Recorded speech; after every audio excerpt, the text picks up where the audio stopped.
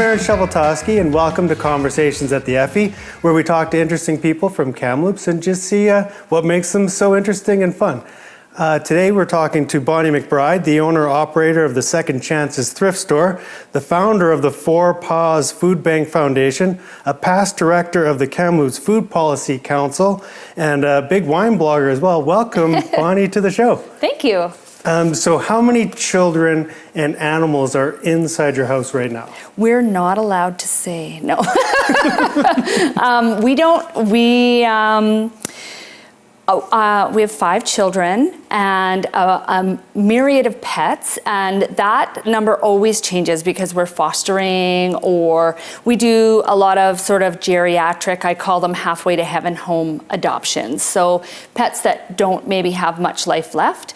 So those kind of always end up in our place. So we have lots of different kinds of pets. We are the home to the famous quail. So we do have the small quail that adopted us that live in our home and hang out outside when they want to. Was this something that you decided to do? Like, did you? It was a failed experiment. So we do have our small backyard flock of chickens, and I was really working to create this sort of awesome egg palette. And so we have like a blue egg layer and a dark green egg layer, and I really wanted these beautiful spotted quail eggs too. So we decided that we were going to kind of branch out into quail, which is nothing like chicken keeping. And it wasn't for us. It didn't really work for us. But we had these 3 quail out of that whole equation that imprinted on us and became completely adapted as house pets. So they come and go as they please, and they do go all through Westside. They've been inside the Home Hardware. They hang out at the shopping plaza. They hang out at other people's homes. Everybody knows them.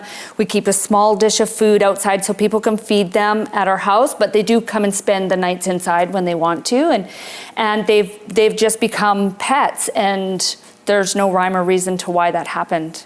How hard is it to house train a quail? We haven't house trained the quail. So we only feed outside, so that helps. But they do occasionally have accidents inside when they come in.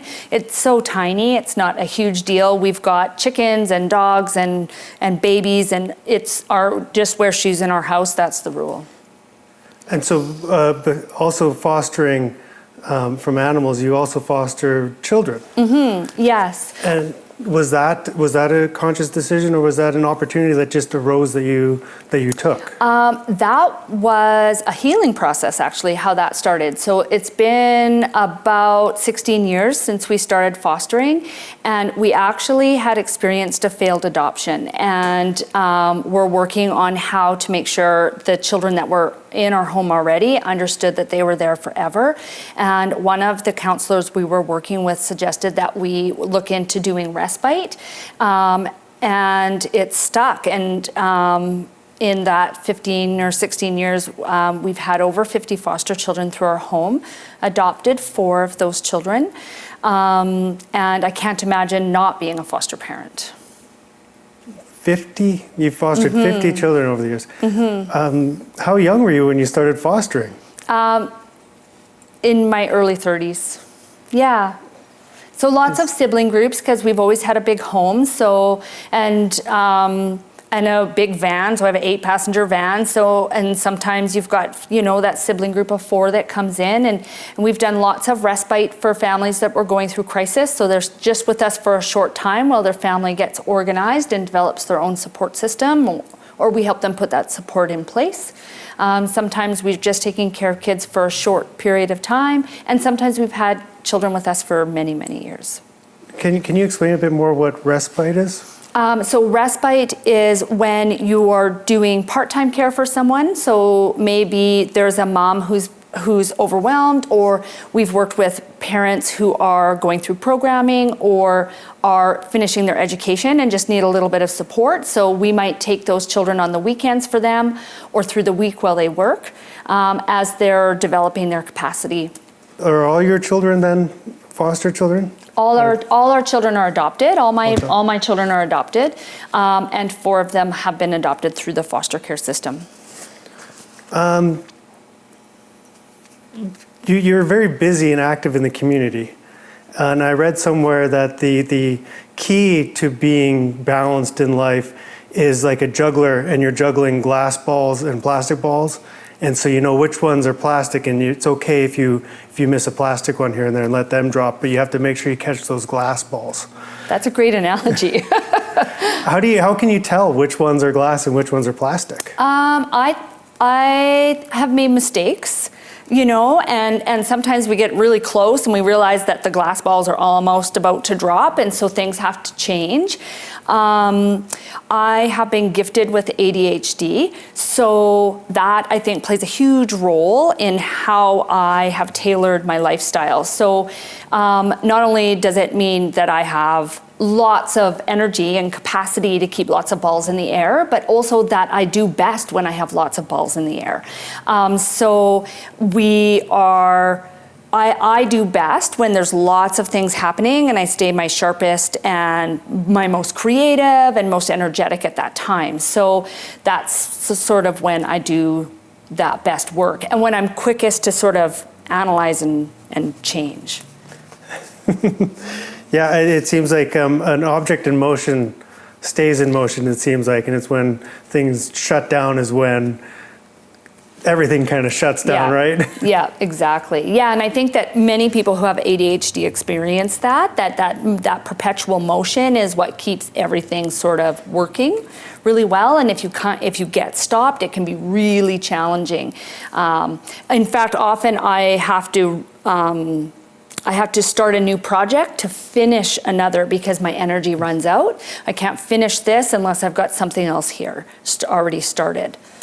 Are you very structured with like lists and schedules and charts and yes, sticky notes? Yes, absolutely. It's all organized, and we have menu planning and mapping, or we do activities every week. We have themes. Those I do very well like that, and I really enjoy that kind of atmosphere. To talk more about your ADHD, are you saying that flippantly, like, or like No. just you're clinically diagnosed with ADHD? Yeah, but only as an adult. So only I was diagnosed about a decade ago. But you know, if you look back, you realize that I have always been like this. My very first report card from kindergarten said, Bonnie likes to organize all her friends. She does really great at putting together complicated scenarios in the kitchen area. You know, like have always been that person right from when I was little. Mike McDonald, a Canadian comedian, said that all comedians, there's two types of comedians, either diagnosed and those that aren't, for depression. So do you think community leaders are the same way with ADHD? They probably all have it, whether they're diagnosed or not? I don't know. I think that ADHD, much like autism, happens on a spectrum. So I think I'm fortunate in that I have had the capacity and the means to work within the attributes that have been gifted to me. But if I had to be in a different type of role, I might not be able to do that. So I don't know. I see a lot of people in our community that seem to have that sort of kinetic, draw about them. So I suspect it's not uncommon with entrepreneurs and people who really put themselves out there. It'd be interesting to find out. Do you find that you get a lot of encouragement from your family, or do you get a lot of brake pumping from your loved ones saying, no, maybe you should take it easy a bit? I think it's important to surround yourself with a mix of people. Like when you're a big idea person like me, and I'm not a linear thinker necessarily, so I'm like, this is the end result, and we're just gonna get there. And other people will be like, you may wanna make some steps in there, But I also have people in my family that are like, you can do anything you set your mind to, and there are no failures, and all of those things. So I've kind of got a really good balance of people around me that keep the reins just slightly on, but don't hold me back. And I'm not very good at being held back either. Like once I set my mind to something, it's going to happen anyways. So most people that know me now know just to sort of sign on. What do you think are the 4 keys to success for a project, for it to succeed? What's the 4 things you got to do? People, people, people, people. That's all. Just bring in good people, surround yourself with good people, connect to good people, and do good for people. Do you find that you're sort of a type A in charge of the project all the time, or do you just bring the idea forward to these people and then they just somehow make it happen? No, I think I'm a little bit too possessive for that. So I'm a great delegator. As an extroverted ADHDer, I always do best with people around me. So whenever I have an idea, I always invite more people in. And I think that you know, I'm not really great with math, but if you think of the power of 10, so what I can do by myself is nothing compared to, you know, just bringing in 10 people. Now we have the power of 100. And so I very much believe when we're doing good things that we need to communicate them. We need to sing them the praises of what's working for us, because it will draw more power to it.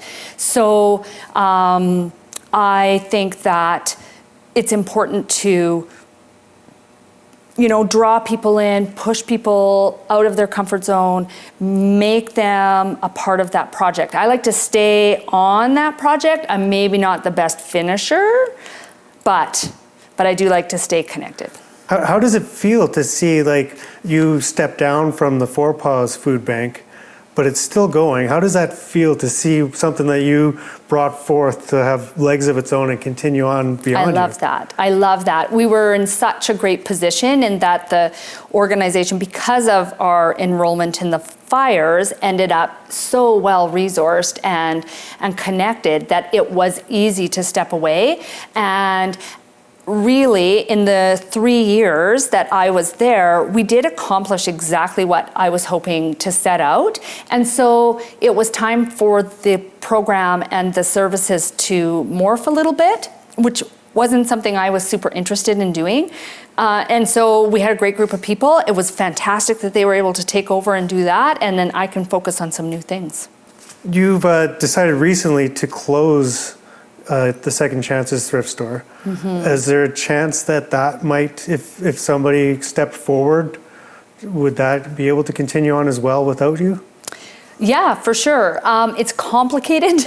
It's commercial leasing and contracts and all of that stuff makes it a little bit complicated to do that. And COVID complicated that even further, and that it, you know, banks are challenging to work with in this time. So somebody, you know, it would be hard. It grew so fast. So we wanted to open up a little store. One of our kids, you know, has some significant health issues. And so when we decided to open our own business, she was doing really well. And those things have changed a little bit, and we need to redirect our energy again.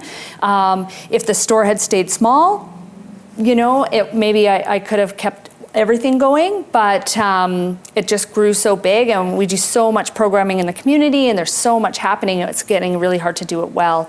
So I think that there's a way to continue to move forward. The SPCA is really important to me, and you know, we've done really well with this program. Our stores are the largest contributor in the province in the history of the program, which has been running for decades. So we don't want to lose that if it's possible. I think closing the one store will give us some breathing space, and then maybe in a year or so, we won't have to close the other. With your past history of you know, stepping away, has it become any easier to make these decisions to say? No. No, it's not, because as a big thinker and a long-term thinker and wanting to do those types of things and being connected for so long to the SPCA, that it's always hard to give something up. It's you know, it's always hard to make those big decisions where you're really drawing a thick line. I think those are always hard decisions, and it affects a lot of people. We have a lot of volunteers that work in our store that have built amazing skills through vocational programming, and we have work experience kids, and you know, all of our staff, we've crafted a space where people have a lot of room to grow or to take time if they need, and contribute, whether or not they can do it full time, all that kind of space. We have people who are, I give the people on my team that struggle with addiction the same grace as the people that struggle with cancer. So, and there are not a lot of workplaces like that. And so it's hard to see that disappear. You had your own struggle with cancer in the past. Did that change your outlook on life? Absolutely. I stopped investing. I stopped saving. So my husband and I have a really nice balance, I think, in that, you know, he's the saver, and we worry about his pension and all of those things, and all of the money that I would have worried about, I spend. So we have lots of fun. We bought a cabin in the woods for our kids to play at, and we spend lots of time there, and I take lots of trips. And so we have a good balance of living for right now and making sure we're okay for later. Were you always a giver? Was it something that you said when you were younger, you organized everybody? Was it always a goal of yours to make other people succeed, to help those in need?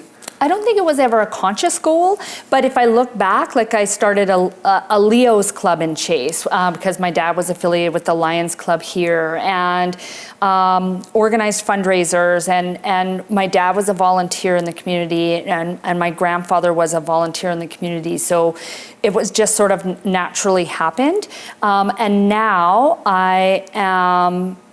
I consciously give back. So I don't invest my time in anything that doesn't give back in some way. And because I am in a position to be able to do that. Do you find yourself ever taken advantage of a bit with your giving attitude? Nope, I don't ever look at it that way. So when we give, like for example, at our store, every year we have Pay What You Can Day, and sometimes people on our team get a little nervous. Like, what if the pickers come and they take all our good stuff? And I'm like, it doesn't matter. It really doesn't matter. You give. That's the only part of the equation that you own, is you give. What happens outside of that and the next step has nothing to do with you, and it will be okay. It's exactly as it's meant to be. So I've never ever felt taken advantage of because I've never considered it. Do you think you established good boundaries? No. No? No, I don't have any boundaries. I slept in the park for a month. No, I don't have good boundaries, and I'm happy with that. Because I have amazing experiences because of that. I have put myself so far out there, and I've never ever regretted it. I think you have to go to a bit more depth about sleeping in the park for a month. Oh, so one of the things that I'm super passionate about and I love doing is working in disaster response and working with animals, because that's my wheelhouse. And so I have been working, I think, since I don't know when the Greenstone Mountain Fire was here, like it was like 93, 94, 95. I attended as a volunteer with the SPCA to help evacuate animals, and I've been doing that ever since. So I have done that work in 3 countries. I spent time in Louisiana after Hurricane Katrina, and I worked here tirelessly with 4 Paws during the 2017 fires. And we ended up in a position in BC where there just wasn't enough places for people. And so the people who had pets, who were sleeping in group housing, left those pets with us, and we established a 24-hour animal shelter in Kamloops' largest park. And so I had to sleep there at night, and then run the store, and then go home and take care of my baby, and then sleep in the park again. And yeah, so we took in over 2,000 animals in a 7 or so week period, and we took shifts and slept right in the park with them. So I slept on the ground with a group of 7 dogs that had come from up north in their pen, and that kept them safe and calm and grounded and kept somebody on site. Is there any training available for someone to get into this? Yes, there is actually. So I don't know if it's available any longer, but after the 2003 fires here, we had an organization that came up from the United States called Noah's Wish, and that was their prime thing they did, is just work in disaster response for animals. They came and supported us here at the SPCA during 2003. Most of them stayed in my house, and I went down and did their training in Vancouver with 4 other people, I think, from Kamloops, and that whole group actually went down to Louisiana afterwards. Yeah, and I've been doing it ever since. So I've slept in a youth center in Seton Portage. I've slept in my van in Quesnel. I've been all over the place. I put 90 chickens in the back of my new van once, loose, out of Pritchard, because it's what you had to do. How do you relax and go on vacation in the midst of state of emergency in the province? I stay connected because I'm not very good at not doing that. So we would be back in a heartbeat if that was necessary. Our cabin is actually currently on evacuation alert, our space where we're going, and has been every year since 2017. We were evacuated by the National Guard in 2017 during the wildfires. So we stay connected, and I actually bring everything with me. I bring work with me. My brain doesn't shut down. I've tried 1,000 times to meditate. I've gone to classes. I've talked to I've done everything I can. My mind does not do that, and so I've had to realize that. So I like to make lists, and I like to plan, and I like to organize, and that's how I ground myself. Can you describe what it felt like to be evacuating animals with the fire coming at you, and just, it must have been terrifying. No, I've actually, I can't think of a single time I've actually been super scared. Maybe when Hurricane Rita was coming through after Hurricane Katrina, and they evacuated our animal shelter. And so they told everybody that they were going to move them out, and that they were going to take us to Baton Rouge, I think.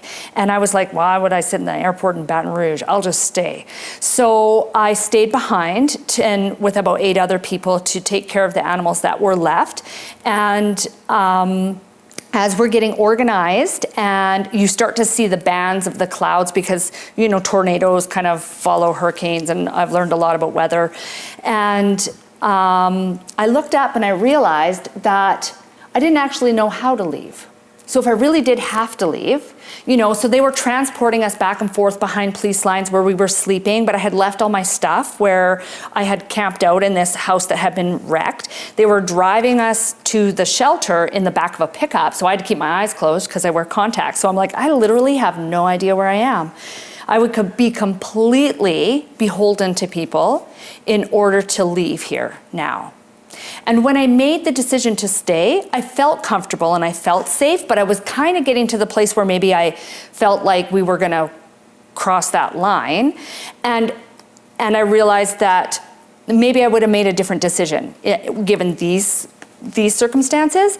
And it all worked out fine. So they transported us to this hotel, and we all slept in a ballroom because there's no windows and everything. And the hurricane passed, and everybody was fine. And we went back to the animal shelter. We had strapped many of the dogs to the outside of the building in their crates because that was all that was left to do, and got that all organized. And I remember having this kind of moment where I was like, this is how people get stuck, right? I made the right decision for myself at the time. I felt like I had the means to take care of myself, to move if I needed to. I was doing the right thing.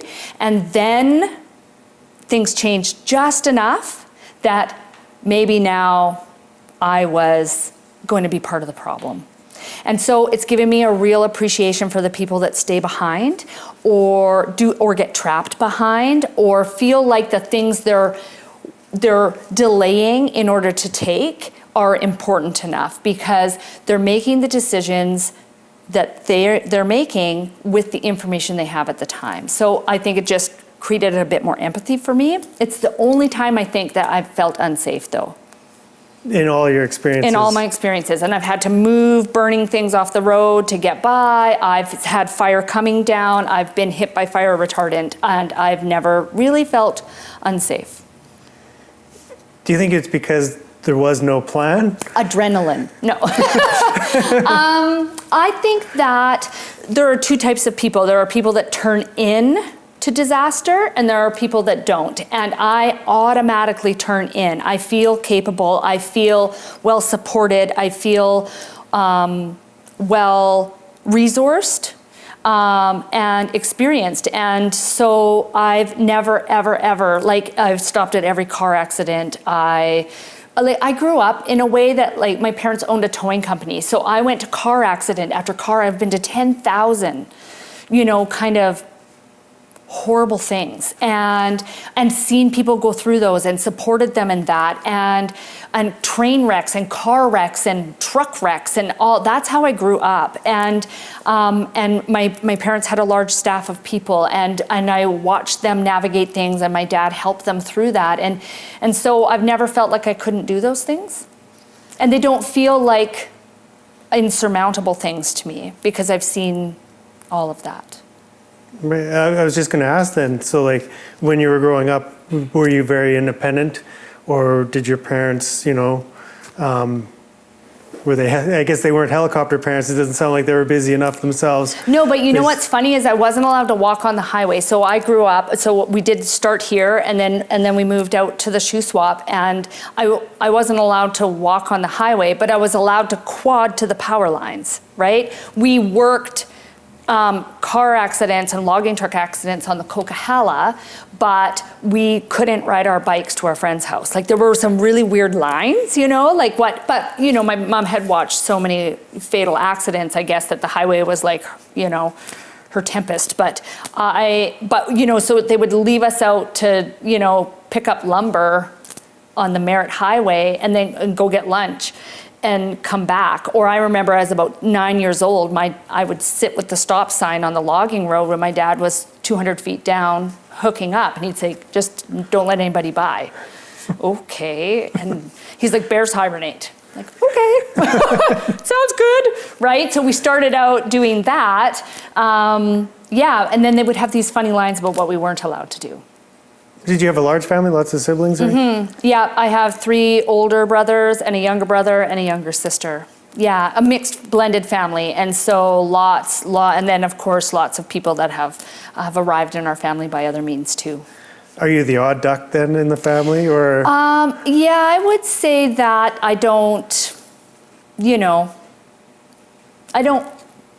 my family tolerates me. It would be a good way.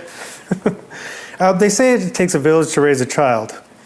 And you're not afraid to ask for help when you're raising, I guess it's been 50 children. Yeah. What do you need most for help? You know what? I think really the most important thing for me, and I think for people my age, women in particular, is connection. I think that when you start to feel disconnected or unsupported, that's when you start to question your capacity. So I think the number one thing that people need is connection, period. It's the beginning and the end of everything. And I can't let you go without talking about wine. Okay. I like to talk about wine. Your Twitter's Sips in the City, and you have a WordPress as well that we can look at to get good wine tips for Kamloops. What type of wine should everybody have available? Unfortunately, I don't have wine for you today. What wine should I have had on hand for any occasion? Wow, that's a hard question, actually. I've taken a break from the blog because I've got all my babies at home, and it's really hard, actually, to professionally taste wine when you're taking care of a whole bunch of babies. So it's been a while. I think that I think the best wine to have, if you want to have the right wine for guests, is to have a couple wines. Everybody's taste is different, and nobody is wrong. Like I'm becoming more of a wine snob as I go, but really it's the wine that people want to drink and that they're going to have fun and enjoy themselves and want to come back and have again. That's the right wine to have. Whether it costs $120 or $50 or $8. I just bought an $8 bottle of wine on my way here today. And I think we have to use some of your skills and do some wine pairing. So I'm going to give you some foods. Okay. And if you could give me a good wine to pair with these foods, that would be great. So a nice Vindaloo. I would say a Pinot Gris. Tacos. Corona. There's some things you just have to have beer with. Peanut butter and jelly sandwich. Gamay Noir. Ooh. And last is mac and cheese with hot dogs and without.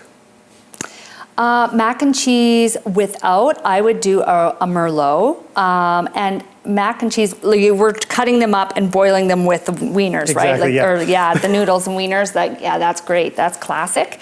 I would say